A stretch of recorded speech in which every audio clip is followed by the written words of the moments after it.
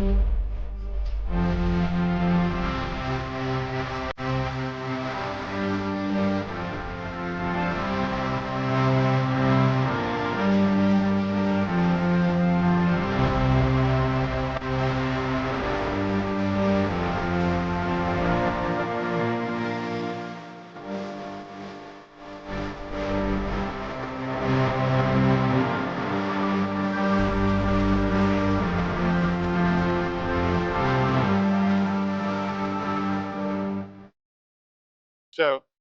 this is why you do your pre-trips.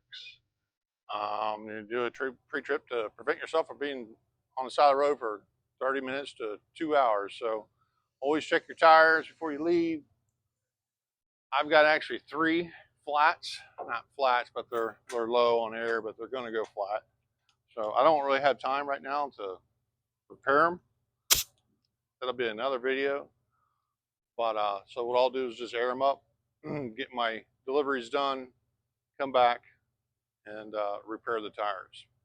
So we're finally on our way. We had 3 flats. Did have time to fix them, but I will go back and fix them tonight or tomorrow morning. They're aired up. They're not big leaks or small leaks, so we're safe for the day. So we're on our way to Inverness. We have a new construction drop to do, and then we're going to pick up in Inverness, and then we have another pickup at Danella. But that goes back into maintenance. You know, maintenance is one of your bigger cost expenses, is running this type of business. On this particular vehicle, it's a 3500 dually, the 6.7 diesel. But you know, if you take this truck to the shop and have an oil change, fuel filters and air filters change, you know, have the oil, all that kind of stuff serviced, it's around $1,000. The filters alone are around $250. So I try to do it on my own. It takes about 4 or 5 hours. So if you can manage your time correctly and get 5 hours somehow within, you know, a couple of weeks of your oil change, it saves you a lot of money. If you don't know how to do it, of course, allow the shop to do it. But it really does save you a lot of money if you do your own maintenance. If you have to have someone do your maintenance for you, it's going to be a costly battle for you. Just FYI, I mean, I was a diesel mechanic for 25 years, so I kind of have a general idea of how to work on trucks. And you know, same thing with the trailer. The trailer is going to be maintenance as well. You got to grease it all the time. You go through the bearings, the brakes, the winch. It's always something. When it's brand new, it's perfect, no problems. But within about a year and a half, you'll start having issues. But if you do know how to work on things, it saves you a lot of money. You just got to find the time to do it. So, you know, this truck I think is a little overkill for the job. I don't think you really need a dually. I think you can get away with just a heavy duty 2500 series truck. I don't care what it is, Ram, Dodge, whatever you want to make it. Ram is just usually a little bit cheaper. But I definitely want to take a Lariat or, you know, a nice truck to do this type of work, because you're always running into something. If it's these customers expect you to put these dumpsters in the hardest places, and they don't care about your vehicle or anything. They just want the dumpster which I understand, in a good place for them, so they can just make as less trips as possible to the dumpster. So sometimes that costs you. That's why I wouldn't have the most expensive truck doing this job. I see a lot of folks out here, dualies, Lariats, the GMCs, Sierras. I mean, those are beautiful trucks. I just would not put a job, but just put this type of job with that type of truck. It just doesn't make sense to me. But it's whatever you got, I guess, to get you started. But anyway, I think this truck's a little bit overkill. I think all you need, I don't think you need a dually. I think all you really need is just like a 4x4. You definitely need four-wheel drive in this job. I see people getting stuck all the time. Even four-wheel drives get stuck. I've had to dig myself out several times. Luckily, I haven't had a tow truck yet. But like this, where we're going is a new construction. It's going to be, I'm sure, soft sand, especially here in Florida. We have a lot of soft sand, and up north you get mud, clay, and all that kind of stuff as well. So, but you definitely need a four-wheel drive, Super Duty, diesel. I wouldn't go with a gas. They're not really made to do this type of work.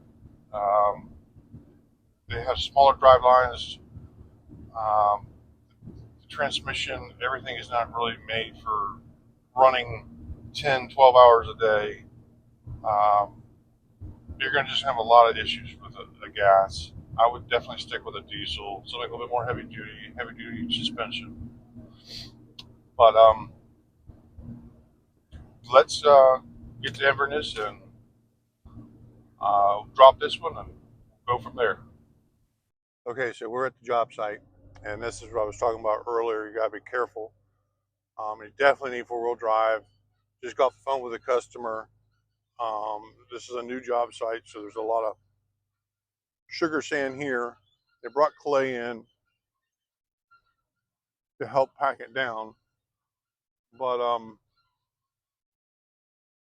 you just got to be careful. And like I said, you definitely need four-wheel drive when you're doing this type of business, because you get to these job sites and there's nobody around here. So if you get stuck, you're going to be calling a tow truck. The customer told me basically to get it as close as I can get it to the house without getting stuck. So that's exactly what I'm going to do. I'm not going to put it someplace where I'm not going to be able to get it back out. So I definitely would recommend four-wheel drive, because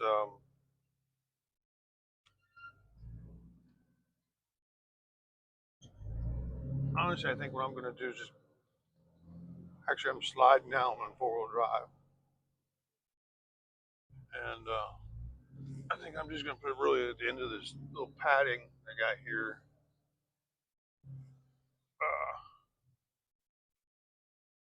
Because you got to remember, when I go to take this out, I'm empty right now. The customer puts 2-3 tons in, especially in a new construction site. They love to fill it with the concrete runouts from the cement trucks. So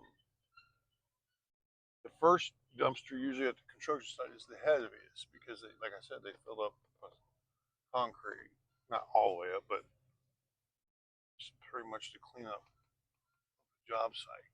So I'm going to leave my front tires pretty much on this hard clay, and I think they will show you a little bit what I'm talking about. It's pretty much the pad the customer left us with, and I really don't want to get too much farther off. And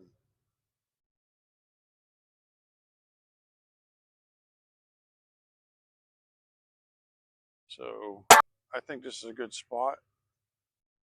I'll put some plywood underneath the rollers to help it from getting stuck as well and buried, because it sits here for a while. It tends to sink down a little bit. So okay, we are here. We'll drop it, and we will head to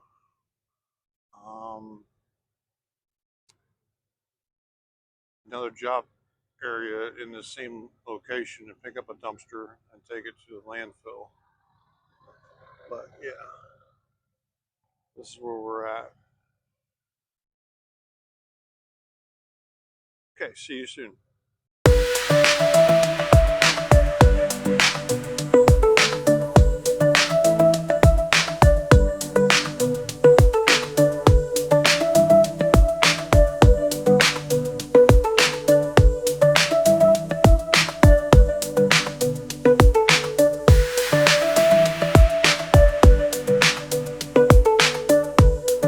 All right, folks, so we've made it to the landfill. So it'll be exciting to see what they put in here because it's very heavy. The dumpster's got markings all over, not to put large amounts of dirt or concrete in it. And it kind of feels like something's in it, not heavy. But we will do some dumpster diving up here in the mixing yard, and we'll let you know.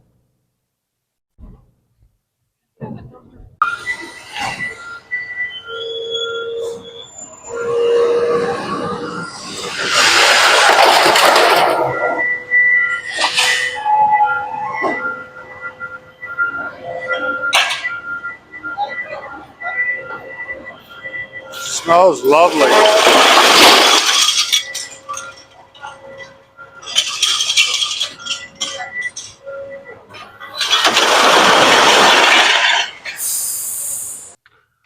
Co-pilot / cameraman. Anyway, it was filled with tile and metal. The weight was 24,000. So we'll see. Almost 4 tons, and it cost us $231. So not a big money maker after fuel. Well, you just got to take it and mix it in with the others and see which kind of sauce you got when you're done. See you. Hey guys, we made it back. It's Florida. It's raining. Oh my goodness, it's so wonderful. My cameraman is crazy for standing out here with me, but we're going to go inside. There's some maintenance tips in this video, so stay tuned, watch it, subscribe, and like my channel. Thank you.